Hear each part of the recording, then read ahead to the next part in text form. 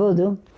1 ಲೋಟ ಬಿಸಿ ಬಿಸಿ ಬಿಸಿ ನೀರನ್ನು ದಿನಕ್ಕೊಂದು ಸಾರಿ, ರಾತ್ರಿ ಆದರೆ ರಾತ್ರಿ ಅಥವಾ ಮಧ್ಯಾಹ್ನ ಆದರೆ ಮಧ್ಯಾಹ್ನ ಸಿಪ್ ಮಾಡಿ, ಕಾಫಿ ಚಹಾ ಕುಡ್ದಾಗೆ ಮಾಡಿ ಸ್ವಲ್ಪ ಸ್ವಲ್ಪವೇ ಕುಡಿಬೇಕು. ಆಗ ಅದು ಒಂದು ಏನಂದರೆ ಜೀರ್ಣಕ್ಕೆ ಹಿತ ಆಗ್ತದೆ, ಗ್ಯಾಸ್ ಆಗಲಿಕ್ಕೆ ಬಿಡುವುದಿಲ್ಲ, ಪಾಯ್ಖಾನೆ ಸರಿಯಾಗಿ ಆಗುತ್ತೆ.